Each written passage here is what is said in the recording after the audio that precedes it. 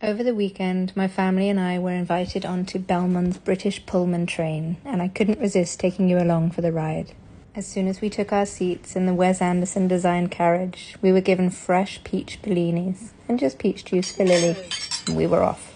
We pored over our menus and made grand plans for the day as the great British countryside raced by outside our window. A whole team of waiters in freshly pressed penguin suits beetled around, making sure that everyone was well fed and watered. Yes.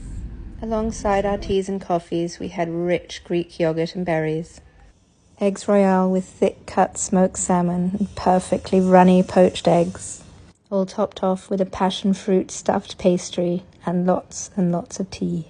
Before we knew it, we weren't in London anymore and we had reached the seaside. We waved goodbye to the train and followed our fearless leader into the town of Whitstable.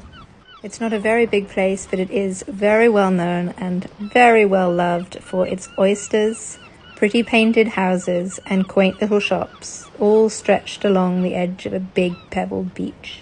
We checked out the local treasures and sampled some of the best seafood Britain has to offer. Freshly shucked rock oysters with a generous squeeze of lemon, followed by a well-deserved snooze on the beach. Once May had handed down some generational wisdom, it was time to head back to the station, climb aboard, and make our way leisurely back to London.